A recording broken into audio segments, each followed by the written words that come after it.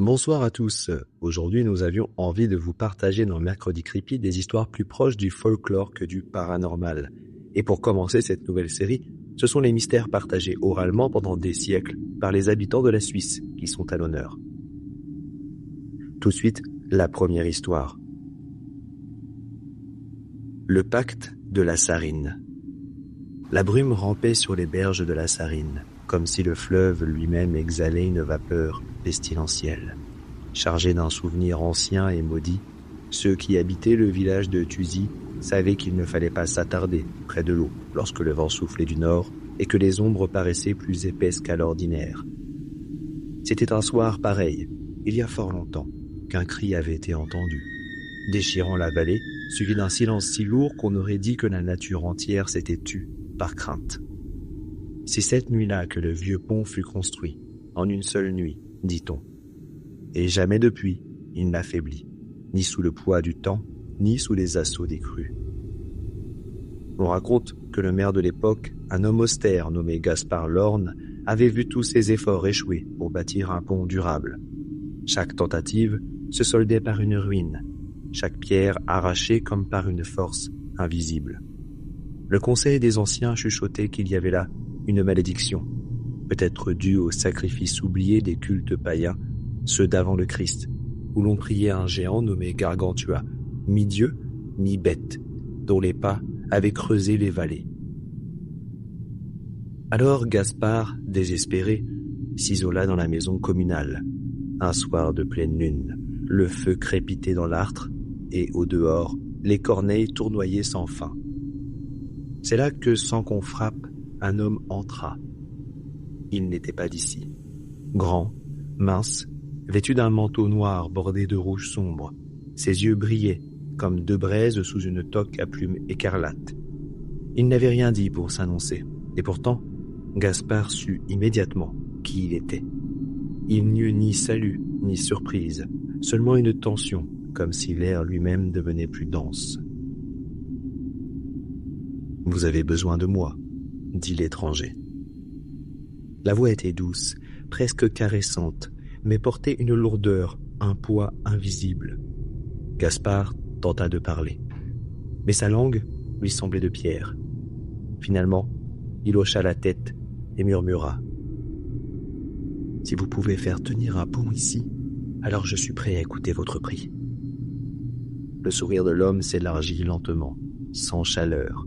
« Un simple prix, monsieur le maire, l'âme du premier être vivant qui le franchira, rien de plus. » Le silence s'installa, le feu crépita. Dehors, un chien hurla. Gaspard sentit le froid ramper sur sa nuque. « Je n'ai pas le droit de vendre une âme humaine, » murmura-t-il. L'homme haussa les épaules. « Je n'ai jamais parlé d'une âme humaine. » Alors, avec une plume d'oie trempée dans un encrier, où l'encre semblait plus sombre que la nuit, le pacte fut signé. Le papier s'enroula sur lui-même comme une feuille morte et disparut dans la manche du visiteur. Le lendemain, à l'aube, le pont était là, massif, élancé, parfaitement cintré au-dessus des eaux, dont le niveau avait miraculeusement baissé durant la nuit. Les villageois, d'abord effrayés, furent vite saisis d'admiration. Gaspard lui-même, l'air grave, se posta sur la rive, un sac de toile à ses pieds. Lorsque l'étranger réapparut, assis nonchalamment sur la margelle, Gaspard s'inclina légèrement. « Le pont tient ? » ?»« Évidemment, il tiendra 100 ans, » répondit l'homme. « Mais il me faut ma récompense. » Alors Gaspard ouvrit son sac. Un coq noir, au plumage lustré, s'en échappa en gloussant, suivi d'un chat famélique, aux yeux pâles comme des perles mortes. Le chat, hargneux, bondit aussitôt à la poursuite du coq, et tous deux traversèrent le pont dans un fracas de griffes et de plumes. Le rire de l'étranger fut bref, métallique. « Malin, » dit-il. Mais déjà le ciel changeait, des cloches résonnaient au loin. Une procession montait la colline, curé en tête, croix levée vers le ciel, prière murmurée. Le diable, car nul doute n'était permis, gronda. L'air vibra. Les pierres du pont semblèrent se tordre. mais il ne fit rien. Il disparut dans une gerbe d'étincelles noires, laissant derrière lui un silence oppressant. Le pont fut vénéré. Jamais il ne fléchit, et Gaspard, devenu héros local, vécut vieux, très vieux. Pourtant, tous ceux qui l'avaient connu remarquèrent qu'il ne touchait jamais l'or qu'il portait dans sa bourse, et qu'il s'isolait à chaque pleine lune, le regard tourné vers la Sarine. Car l'histoire ne s'arrête pas là. Un siècle plus tard, au crépuscule du 100e hiver, les eaux de la rivière s'élevèrent comme jamais. Le ciel s'ouvrit en un déluge. Le pont, jusqu'alors indestructible, trembla. Et une nuit, alors que la tempête faisait rage, un jeune berger du nom d'Élias, réfugié sous l'arche du pont, vit surgir une silhouette, rouge et noire, un sourire, une voix ancienne. Ce pont n'a pas été payé. Le jeune homme savait qui il était. « Mais vous avez eu votre âme » répondit-il en reculant. « Une âme ? De coq ? Un chat famélique ? Une farce ? Je ne suis pas homme à plaisanter. Le pacte doit être honoré. » Élias courut, mais derrière lui la rivière hurlait, les pierres tremblaient. Et tandis qu'il atteignait la chapelle du village, il vit en se retournant une dernière vision. Le pont, noirci, craquant, puis l'eau se refermant sur lui dans un mugissement furieux. On ne retrouva jamais le corps d'Élias. Et depuis chaque 100 ans, quand la Sarine déborde et que le vent souffle du nord, les anciens de Thuzy ferment leurs portes et brûlent du romarin. Mais certains jeunes, ignorants ou moqueurs, s'aventurent encore sur les berges à la tombée du jour.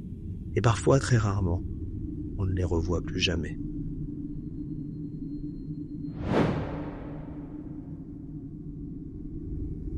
Voici la deuxième histoire. Le dernier chant des alpages. Le vent s'était levé sur la Régis Alpe, ce souffle âpre qui descendait des cimes et pliait les vieux sapins comme des roseaux. Le crépuscule s'étendait sur la vallée comme une blessure. On disait que le soir, quand les ombres s'allongeaient sur les pâturages, les anciens esprits revenaient marcher dans les hautes herbes. Et cette nuit-là, ils revenaient plus nombreux que jamais. Ubald Rigi, seul héritier de l'alpage, avançait à grands pas dans la lumière mourante.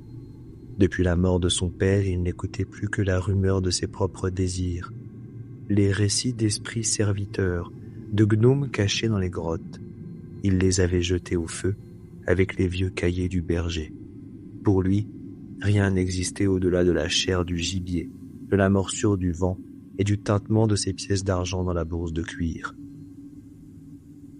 Il rentrait ce soir-là, le front barré d'une entaille sanglante. Une de ses flèches avait ricoché sur un rocher, réveillant une nuée de choucasses qui s'était abattue sur lui comme une malédiction ailée. Il pestait, jurait contre le ciel, contre la terre et contre les nains de son père, qu'il accusait en riant de saboter sa chasse. Il ne riait plus en arrivant à l'étable. 3 vaches mortes, les flancs gonflés, les yeux révulsés. Un 4e animal agonisait dans la boue, le sabot pris dans un collet de racines comme si la terre elle-même s'était refermée sur elle. Ubald jura encore plus fort, saisit un seau de sérac à moitié tourné et le balança contre un rocher. « Mangez ça, sale vermine de conte, voilà tout ce que vous aurez de moi !» Le silence qui suivit n'était pas un silence naturel. Il n'y avait plus un chant d'oiseau, plus une stridulation d'insectes. Même le vent semblait s'être arrêté, comme si la montagne retenait son souffle. Puis un son monta des tréfonds, un grondement étouffé, lointain, plus sourd qu'un tremblement de terre, plus sinistre qu'un tonnerre. Les arbres frissonnèrent comme s'ils reconnaissaient un chant oublié. Une lueur rougeâtre rampa entre les troncs, fugace comme une braise portée par un souffle ancien. Et alors, ils apparurent. Les deux Bergman Line. Petits, tordus, vêtus de loques couleur de mousse, ils avançaient côte à côte. Leurs yeux étaient deux trous noirs, sans pupilles, suintant une lueur humide comme des grottes maudites. De leurs doigts minces et noueux, ils traçaient dans l'air des signes oubliés. Ubald recula, le souffle court. « Décarpissez, démons! Je n'ai pas peur de vos mascarades !» Et les Mannline n'étaient pas là pour le théâtre. Ils s'arrêtèrent devant lui, sans dire un mot, puis pointèrent leurs doigts vers le sommet du Molaison. Là-haut, un nuage noir tournoyait, comme une roue de corbeau, et du centre de cette ombre descendit une pluie grise, épaisse, lourde comme du plomb. Ce n'était pas de l'eau, c'était du lait noirci, souillé, qui suintait du ciel et s'enroulait autour des pierres, des arbres et des bêtes. Tout ce qu'il touchait se décomposait. Une belette traversant un buisson en ressortit avec les os à vif.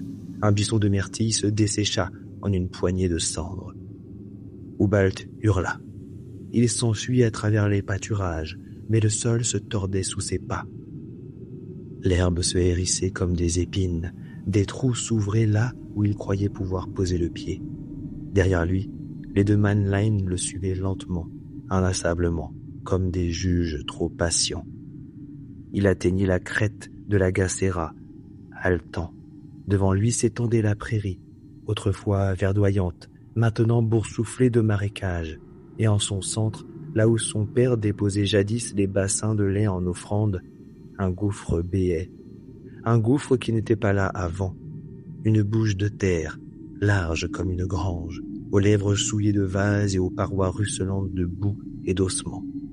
Et le gouffre chantait, une plainte sourde, semblable à celle du vent dans les sapins, mais plus ancienne, plus grave.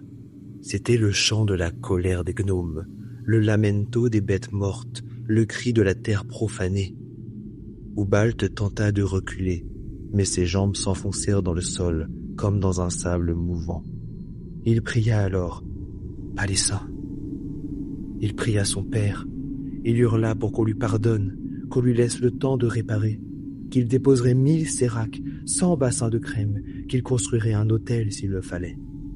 Mais les Mannline s'arrêtèrent au bord du gouffre, se regardèrent et hochèrent la tête.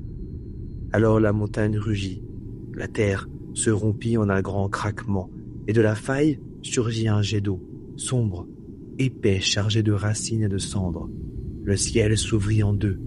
Les torrents descendirent des hauteurs, chassant devant eux les pierres, les bêtes et les souvenirs. Le lac naquit cette nuit-là. Il s'étendit, large et profond, recouvrant à jamais les alpages de Bernard Réguy. Les chalets, les pâturages, les corps, tout fut enseveli. Et dans les eaux noires du nouveau-né, un corps resta accroché à un rocher, les yeux ouverts dans la mort, figé dans un ultime regard de terreur. Celui d'Ubald, le traître, le chasseur d'ombre, l'ingrat. On dit encore qu'aujourd'hui, lorsque le brouillard descend sur le lac noir, on peut entendre le bêlement des vaches noyées, et dans le clapotis des vagues, un râle étouffé monte du fond.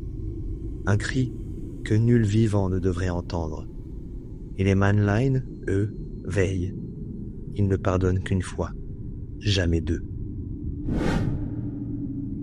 Et maintenant, la prochaine histoire. La 3e nuit. Au sommet de la montagne de Lens, là où les brumes s'accrochent aux pentes comme les regrets aux âmes damnées, se dresse encore dans un silence de pierre et de lierre le vieux château de Vasse. Aujourd'hui ruiné, il n'est plus qu'un vestige rongé par le temps. Mais jadis, il vibrait d'une autre vie. Une vie que même les corbeaux évitaient de troubler de leur croassement. Lorsque Gaspard de Sierre en fit l'acquisition au cœur de l'hiver 1736, c'était par pure vanité. Il voulait un domaine à son nom, un symbole de sa montée fulgurante dans la noblesse régionale. On le lui avait vendu à bas prix, sans en dire trop. Pas de témoins, pas d'histoire. Seulement un acte signé dans une taverne froide, entre deux messes funèbres. Le château avait été abandonné depuis des années, et déjà les villageois d'en bas n'en parlaient plus qu'en chuchotant, comme d'un mal ancien, ravalé, mais jamais guéri. On racontait qu'un homme y était mort, pendu de sa propre main, et que son âme, rejetée du ciel, n'avait jamais trouvé où reposer. Les enfants disaient que la nuit, depuis les ruines, on pouvait entendre les chaînes grincer dans les poutres crevées et voir des formes vacillantes se balancer au clair de lune. Mais Gaspard se moquait des rumeurs. Il avait une épée, une bourse pleine et l'arrogance des hommes qui croient que le monde se pliera à leur volonté. Il entra dans le château le 2 février, jour de la Chandeleur. La neige couvrait les marches d'un tapis blanc que nul pied n'avait foulé depuis longtemps. Il fit allumer un feu dans l'antique cheminée de la grande salle et ordonna qu'on prépare la chambre du maître à l'étage, là où la fresque du dragon mordait encore la pierre au-dessus de la fenêtre nord. La première nuit, tout alla bien, hormis un courant d'air glacial qui semblait s'infiltrer même par les murs. Mais à la seconde, alors que minuit sonnait dans le lointain, Gaspard, couché mais éveillé, entendit le grincement. Un grincement lent, régulier, viscéral. Il se redressa dans son lit. La flamme de la chandelle projetait des ombres tordues sur le plafond. Et là, juste au-dessus de lui, pendait quelque chose. Un corps, ou ce qu'il en restait. Ses pieds nus, balancés dans le vide. Son cou, distordu, grinçait contre le crochet rouillé fiché dans la poutre. Gaspard hurla, jeta la chandelle au sol et courut hors de la chambre. Mais lorsque les domestiques accoururent, il ne vit rien. Pas de corps, pas de corde. Juste la chandelle fondue dans une flaque de cire et la trace de pas humides sur le plancher. La nuit suivante, il décida de ne pas dormir. Armé d'un mousquet et de courage forcé, il resta assis près de la cheminée, guettant les moindres bruits. À minuit, la porte s'ouvrit, sans un son. Le pendu était là, suspendu, et derrière lui, une procession grotesque, un hallebardier sans visage, des rats aux yeux rouges qui grimpaient au mur, un ménestrel maigre comme un squelette, grattant un air discordant sur un violon aux cordes moisies. Autour de lui, des murmures, des prières à l'envers, des rires d'outre-tombe. Le feu s'éteignit d'un coup, et Gaspard, figé de terreur, s'évanouit. Lorsqu'il reprit connaissance au matin, il savait qu'il ne pourrait pas rester une nuit de plus. Mais plutôt que de fuir et perdre sa fierté, il prit une décision. Il convoqua le prieur de l'anse, un vieillard au visage sec comme un parchemin, et il lui demanda une bénédiction du lieu. Le prieur refusa. « Ce qui hante ce château n'est pas de l'ordre de Dieu. Vous avez pris possession d'un lieu marqué. Il n'est point de sel ni d'eau sainte qui chassera ceux qui y demeurent. » Alors Gaspard, à bout de raison, tenta une ruse. La nuit suivante, il monta seul à la chambre, la corde du grenier entre les mains. Il fixa la corde au crochet, grimpa sur un escabeau, passa la boucle autour de son cou. Il ne voulait pas mourir, non, seulement tromper son revenant. Il souffla sa lampe et attendit. La pièce s'emplit de froid, un froid qui s'insinuait dans la moelle. Puis, la porte s'ouvrit. Le spectre entra, comme les nuits précédentes, traînant dans son sillage l'ombre d'un supplice ancien. Il leva les yeux vers le crochet et s'arrêta. Ses orbites vides se fixèrent sur Gaspard. Le simulacre était presque parfait. Le silence se fit lourd, le temps suspendu. Alors d'une voix comme une pierre raclant le cercueil, il murmura « Ah, j'y suis déjà !» Et il disparut. Mais cette fois, il ne partit pas seul, car quand Gaspard voulut descendre de son escabeau, le bois céda sous son poids. Le tabouret bascula, la corde se tendit, et Gaspard, dans un claquement sec, pendit comme l'autre son cou brisé par son propre stratagème. Le matin, les domestiques le trouvèrent là, bleu et figé, les yeux ouverts sur un vide que nul vivant ne devrait contempler. On ne tenta pas de le détacher. Le château fut condamné, les portes murées et les fenêtres obstruées. Et pourtant, certains soirs, quand la lune est pleine et que la neige recouvre l'anse, on jurerait voir dans la grande chambre du château de Vasse 2 formes se balancer à l'unisson. Et maintenant passons à la 4e histoire. Les cendres du Kwaku. Cela se passa bien avant que les cartes ne portent le nom d'Exertz, à une époque où la brume était plus dense, où les hommes priaient dans les bois plutôt que dans les églises, et où le Val des 10 n'était qu'un corridor de forêt impénétrable. L'on disait que 10 bandits avaient trouvé la mort dans les flammes, et que de leur corps calciné était né le souffle même du mal. Mais peu savaient que sous les cendres fumantes demeurait quelque chose de plus ancien encore, de plus insidieux. Le Kwaku. Ce nom, rauque et caverneux, glissait entre les lèvres des anciens comme une malédiction. On ne le prononçait qu'à la veillée, et seulement si le feu était bien vif, car chacun savait que le froid attirait la chose. Le Kwaku n'était pas un dragon à la manière des contes méridionaux. Non, lui n'avait ni noblesse ni logique. C'était un vestige, une plaie du monde, une malformation cruelle de la nature. Ailé, écailleux, visqueux comme les fonds d'un marais, il portait en son front une gemme si vive, si douloureusement éclatante qu'on disait qu'elle renfermait le regard du premier démon. Cette pierre, grosse comme un poing d'enfant, palpitait d'une lumière verte, presque vivante, et quiconque l'observait plus d'un instant sentait la peur suinter de ses pores. Le monstre venait la nuit, au gré de ses envies, ravageant les bergeries, enlevant les bêtes, brisant les portes. Les montagnes pleuraient, les enfants cessaient de rire, les cloches des chapelles se fêlaient toutes seules.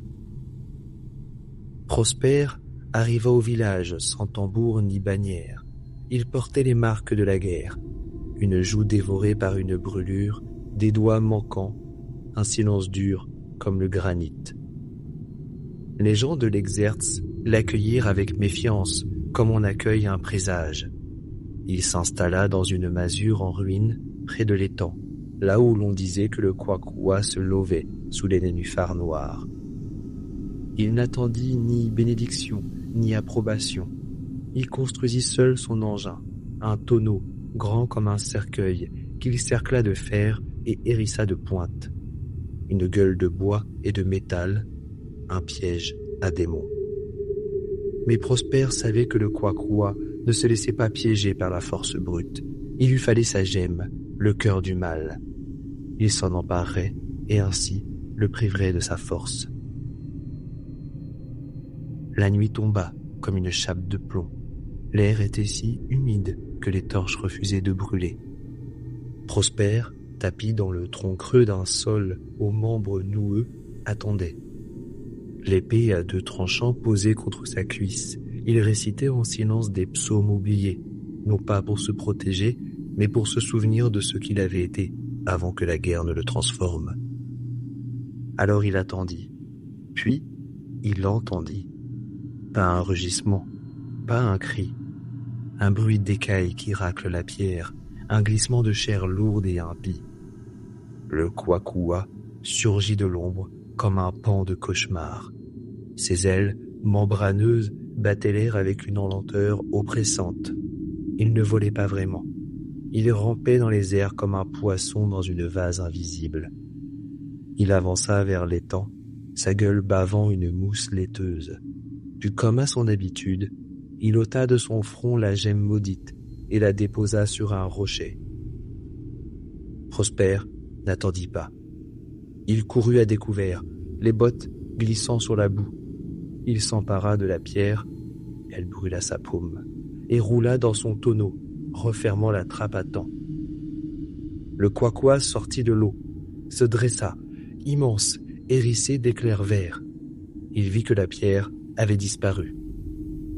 Un cri fendit les cieux. Le vent se leva. Des oiseaux tombèrent, morts en plein vol. Le monstre tourna sur lui-même, aveuglé, furieux et brisé. Puis, il vit le tonneau. D'un élan, il s'y précipita, sa gueule ouverte pour mordre, ses griffes prêtes à lacérer.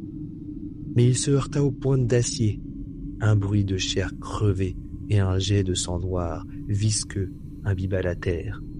Il recula, hurla, se jeta de nouveau, ses ailes fouettant le sol, ses cris se répercutant jusqu'au glacier. À l'intérieur, Prosper priait, la pierre contre son torse, sentant son cœur battre à l'unisson avec elle. Elle murmurait, elle chantait et elle pleurait. Elle était vivante. Elle voulait retourner à son maître. Le quoi revint à la charge. Il lacéra le tonneau, l'ébranla, le fit rouler sur plusieurs mètres, mais les pointes tenaient bon. Le bois gémissait, mais ne cédait pas. Finalement, dans un spasme abominable, le monstre recula, chancela, et dans un dernier souffle pestilentiel, s'effondra, son corps battant l'air une dernière fois, comme un chiffon mouillé. Le silence tomba. L'aube, pâle et morne, s'éleva sur l'étang. Prosper sortit de son abri. Son visage était pâle, ses yeux creusés comme ceux d'un condamné. Il tenait la tête du quoi dans une main, la pierre dans l'autre. Les gens de l'Exerce crièrent victoire. Ils fêtèrent Prosper comme un saint, un héros, un libérateur. Ils construisirent un cairn sur les rives de l'étang, plantèrent des croix, brûlèrent des encens. Mais la pierre ne fut jamais exposée. Prosper la vendit, dit-on, à un noble savoyard. Elle changea de main encore et encore, jusqu'à orner la couronne d'un roi. On l'appela le Régent, sans jamais deviner qu'elle battait encore quelque part d'un cœur reptilien.